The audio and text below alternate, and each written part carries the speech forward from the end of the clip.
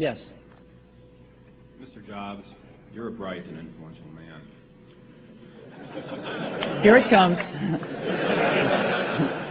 It's sad and clear that on several counts you've discussed, you don't know what you're talking about. I would like, for example, for you to express in clear terms how, say, Java, in any of its incarnations, addresses the ideas embodied in OpenDoc.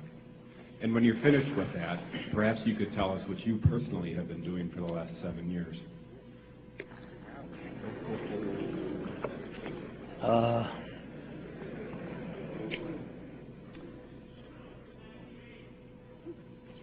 You know, you can please some of the people some of the time, but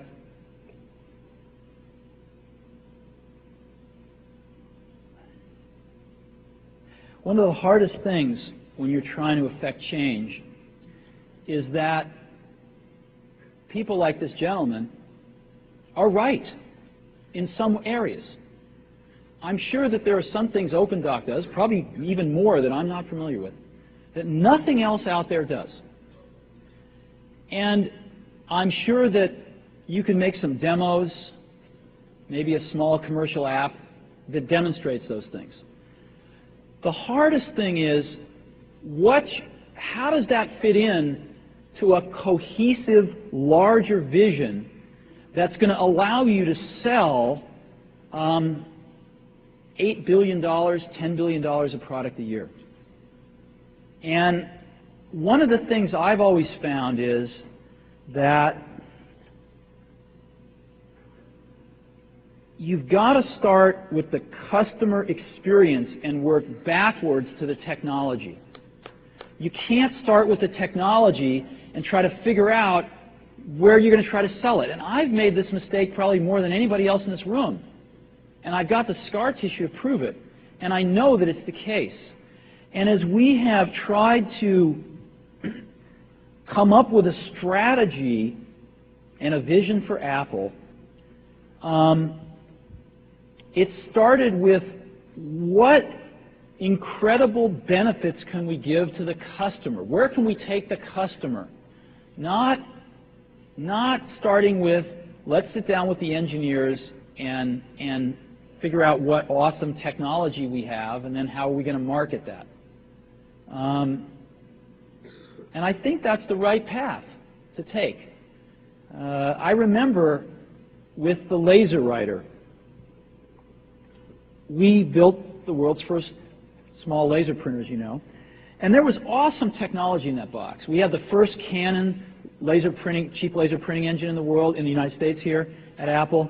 We had a very wonderful printer controller that we designed. We had Adobe's PostScript software in there. We had AppleTalk in there. Just awesome technology in the box. And I remember seeing the first printout come out of it and just picking it up and looking at it and thinking, you know, we can sell this. Because you don't have to know anything about what's in that box. All we have to do is hold this up and go, do you want this?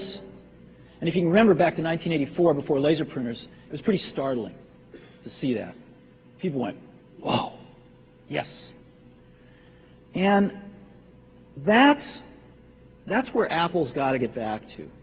And, you know, I'm sorry that OpenDoc's a casualty along the way, and I readily admit there are many things in life that I don't have the faintest idea what I'm talking about.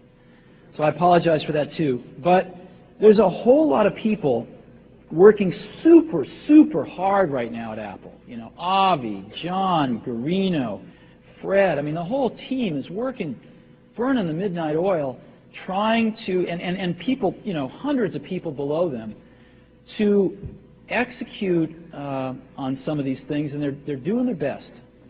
And I think that what we need to do, and some mistakes will be made, by the way. Some mistakes will be made along the way. That's good, because at least some decisions are being made along the way. And we'll find the mistakes, we'll fix them. And I think what we need to do is support that team going through this very important stage as they work their butts off. They're all getting calls, being offered 3 times as much money to go do this, do that, the valley's hot, and none of them are leaving. And I think we need to support them and see them through this and write some damn good applications to support Apple out in the market. That's my own point of view. Mistakes we made. Some people will be pissed off. Some people will not know what they're talking about. But I think it is so much better than where things were not very long ago. And I think we're going to get there. So I think we've got time for just